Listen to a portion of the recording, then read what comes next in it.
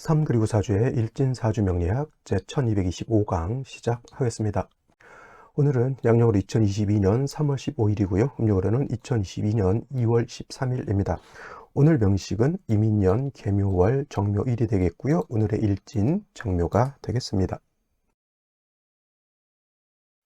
자, 오늘 명식은 일간은 정화일간이 되겠고 정화일간이 태어난 월령 묘월의 정화가 되겠습니다. 묘월의 정화가 태어나게 되면 어떻게 사주를 배합할 것인지 알아보겠는데요. 제일 먼저 일간 정이라고 하는 글자, 어저께 병화에 대해서 공부를 했습니다. 병화라고 하는 것, 천간 세 번째 천간이면서 화의 기운을 가지고 있다, 불의 기운을 가지고 있는 천간이고, 병화라고 하는 것은 양화라고 이렇게 설명을 드리는데, 오늘 정이라고 하는 것, 병화와 마찬가지로 기운은 불의 기운을 가지고 있고요. 또 역시 불이지만은 병화하고 정화하고 차이점이 있다라고 하는 것은, 병화라고 하는 것은 양의 기운을 가지고 있는 것이고, 그 다음에 정화라고 하는 것은 음의 기운을 가지고 있는 것이 됩니다. 그래서 같은 불의 기운을 가지고 있습니다. 불이라고 하는 것은 뜨거운 열기라든가 빛을 말하는데, 양의 기운을 가지고 있느냐 아니면 음의 기운을 가지고 있느냐에 따라서 정도의 차이가 있다. 사람으로 치면 남자하고 여자하고의 차이가 있죠. 남자라고 하는 것은 뭐 좀 생긴 것도 투박하고 뭐 그런다고 하면, 여자는 좀 부드럽고 뭐 좀 남자에 비해서 좀 이렇게 외모라든가 이런 것이 좀 더 수려할 수 있습니다. 원래 사람을 빼고 동물은 암컷보다는 수컷이 더 이제 멋있고 그러는데, 이제 이상하게 사람은 미의 기준을 남자가 아닌 여자한테 두는 경우가 가끔 있습니다. 그래서 음양이라고 하는 개념, 그렇게 생각하시면 될 것 같아요. 양이라고 하는 것, 강하고 맹렬하고 뜨겁고 뭐 이런 개념, 좀 뭐랄까 동적이고 맹렬한 그런 단어를 생각한다라고 하면, 음이라고 하는, 음은 뭐예요? 정적이죠. 조금은 움직임이 덜하면서 맹렬하기보다는 조금 온화한 개념, 온주한 그런 개념으로 생각하시면 될 것 같습니다. 그래서 비유를 할 때도 병화 같은 경우는 가장 뜨겁고 가장 빛이 강한 태양지화에 이렇게 비유를 해서, 하늘에 뜨는 태양의 비유를 한다라고 하면, 음화인 정화 같은 경우에는 하늘에서는 달이라든가 별빛 같은 개념, 태양은 우리가 눈을 뜨고 볼 수가 없을 정도로 굉장히 강한 빛을 가지고 있지만은, 달이라든가 별은 계속 마냥 이렇게 바라볼 수 있을 수가 있습니다. 우리 불멍을 때린다고 하죠. 불멍이라는 건 모닥불 펴놓고 하염없이 그냥 이렇게 쳐다보면서 생각을 없애서 명상에 이제 돌입하는 것을 우리가 불멍이라고 하는데, 우리가 태양지화인 병화를 놓고 불멍 때리기는 좀 부담스럽고요. 왜냐? 시력을 잃을 수가 있습니다. 그래서 이 정화, 촛불 같은 거 이렇게 바라보고 있으면 마음이 굉장히 평안스럽죠. 촛불 같은 거, 아니면 금방 말했던 모닥불 같은 것들도 있어요. 펴놓고 불멍 때리면 아주 좋습니다. 이 불멍 때리기 좋은 거 바로 음화인 정화라고 이렇게 보시면 되겠습니다. 그래서 정화라고 하는 것은 등촉지화라고 해서 모닥불이랑 촛불 같은 개념, 이렇게 생각하시면 좋겠고요. 뭐 요즘 같아서는 이제 전기불 같은 것도 우리가 음화인 정화로 볼 수가 있다. 병화라고 하는 것은 양화라고 말씀을 드렸고, 양화이면서 이거는 자연적으로 발생하는 그런 불이다라고 하면, 음화인 정화 같은 경우에는 자연적으로 발생하는 불이라기보다는 인위적인 불이다. 사람이 어떤 목적에 의해서 불을 만들어내는 것이요. 뭐 철을 달구기 위해서, 내지는 뭐 촛불 같은 것은 어둠을 밝히기 위해서 그렇게 사람이 인위적으로 만들죠. 그래서 그걸 만들기 위해서는 재료가 필요하죠. 재료, 그것이 바로 정화 입장에서는 인성이라고 하는 것이 되는 것이고요. 특히나 인성 중에서는 정인인 간목이어야지만 정화를 생조해 줄 수 있다. 정화의 빛을 유지할 수 있다. 그러면 을목은 되지 않습니까?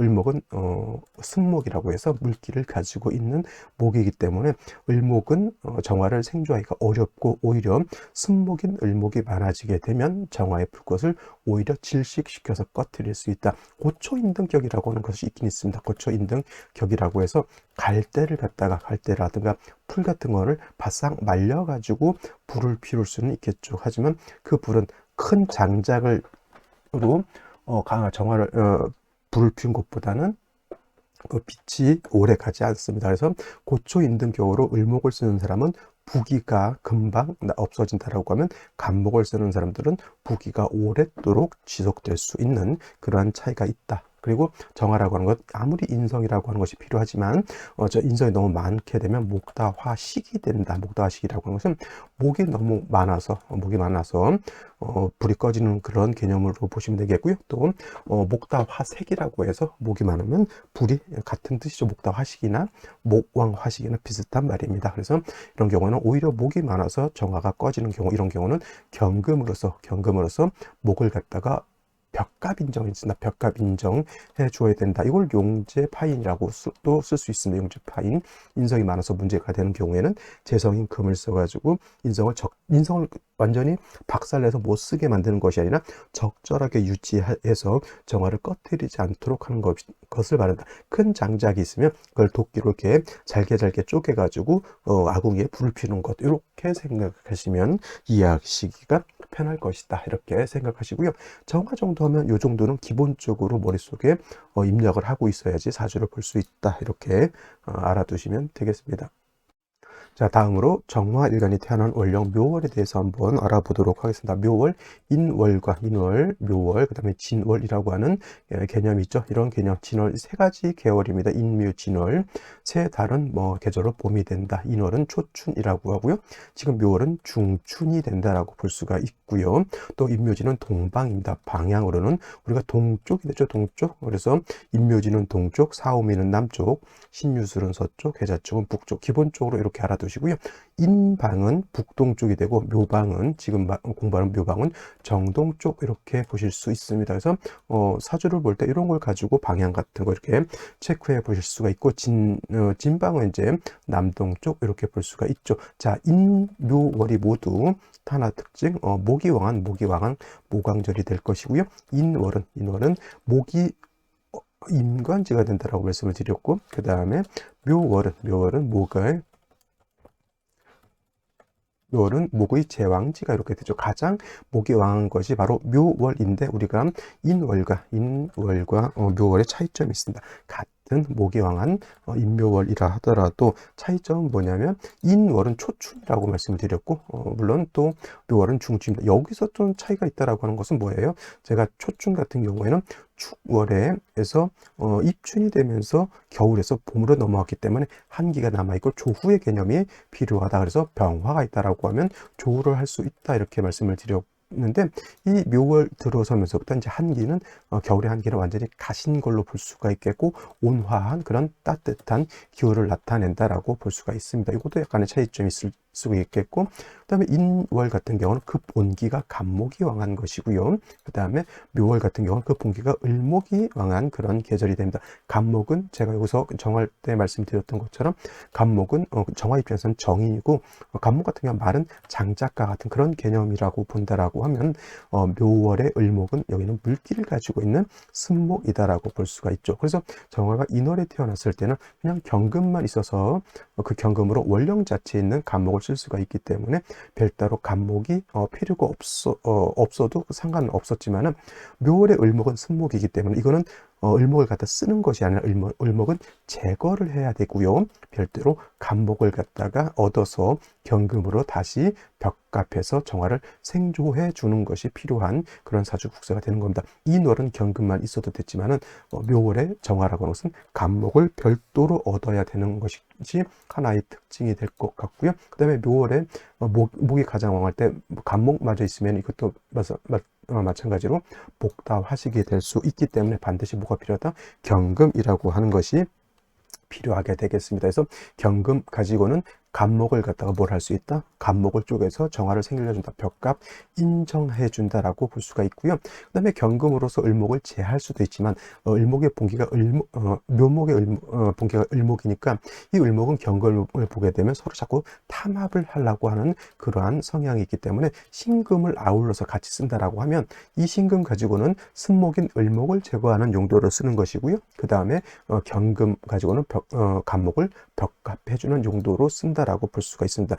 만약에 둘 중에 하나만 있어야 된다라고 하면 신금보다는 경금이 있는 것이 좋죠. 왜냐하면 신금은 승목인 풀을 뜯어내는 그런 용도는 있지만, 간목을 벽갑하는 용도는 좀 적죠. 오히려. 그래서 약간 탐합의 우려가 있다 손치더라도 경금이 간목을 작벌하는 용도로 큽니다. 그냥 그러니까 경금만 있을 때는 을목이 천간에 투출돼서 이렇게 서로 붙어 첩신만 되지 않는다라고 하면 큰 문제는 없지만 만약에 경금만 있는 경우에 을목이 천간으로 드러나게 되면 경금을 묶어버리기 때문에 용신을 기반시켜버리기 때문에 묘월의 을목은 절대 투출돼서는 안 되고 간목 경금 내지는 간목 경금 신금을 아울러서 이렇게 쓰게 되면 사주의 배합을 이룰 수 있다. 그래서 묘월의 정화대 일간 자체가 왕해지게 되면 임수를 취용해서 정화를 보강해주는 용도는 쓸 수 있지만 개수는 쓸 수 있다 없다. 아무리 목이 왕화도 정화는 한수인 개수를 쓰는 경우는 없다. 이렇게 보시면 되겠습니다.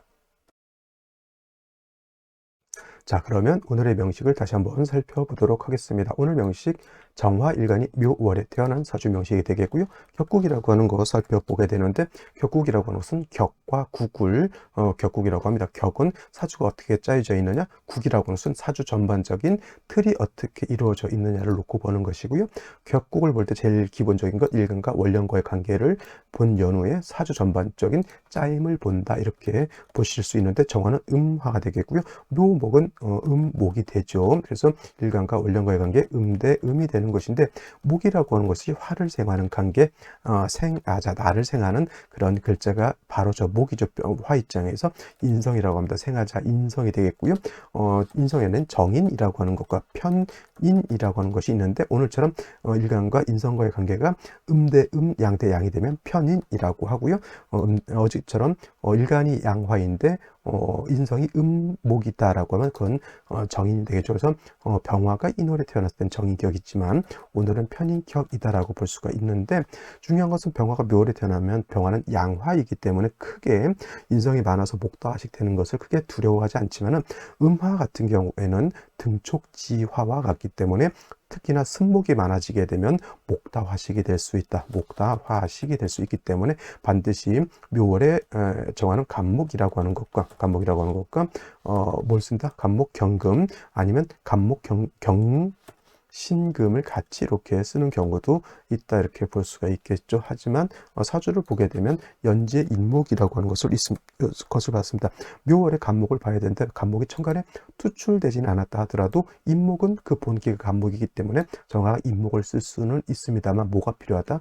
경금이 있어야지만 인목을 갖다가 작벌해서 쓰고 경금을 제거시킬 수 있다라고 보는데 일제도 묘목이라고 하는 것을 봤습니다. 정묘 일주가 되겠죠.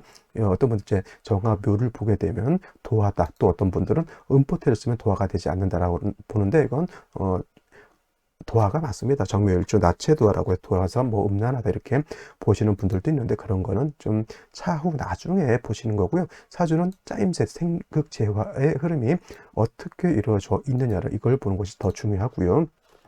월간에는 개수라고 하는 것이 있죠. 제가 목이 아무리 왕했더라도 정화는 임수는 쓰는 경우가 있지만은 개수는 쓰는 경우가 극히 드물다. 왜냐? 촛불인데 비 내리는 것과 같다 이렇게 생각하시면 되겠습니다. 그래서 아무리 지지로 목이 많다 하더라도 목다화식 되는 그런 상황에서 임수 개수가 있으면 일간 자체를 극하는 용도, 수극화하는 용도죠. 수극화, 불을 끄는 용도에다가 수생목까지이기 때문에 오히려 목다화식하는 그러한 것이 더 강해지는 것을 볼 수가 있습니다. 이런 경우에는 생시에서 경금을 봐서 목을 갖다 억제하는 것을 볼 수도 있겠고 아니면 같은 비견 겁재인 화를 보는 것도 나쁘지 않다라고 보실 수 있는데 천간에 경금이 있으면 목을 제할 수도 있겠지만 임계수가 있게 되면 경금이 또 수를 생하는 그런 또 악순환 적이 있기 때문에 오늘 같은 경우가 제가 봤을 때 사주 배합을 이루기가 중화를 이루기가 매우 어려운 그러한 사주가 된다라고 볼 수가 있습니다. 수가 두 개나 있고 개수만 없었어도 어떻게 좀 해볼 만한 그런 구조에다가 순목마저 두 개가 있고 아무리 인목이 있다 하더라도 목다화식이 되는 그러한 사주 국세가 된다 이렇게 보시면 되겠습니다.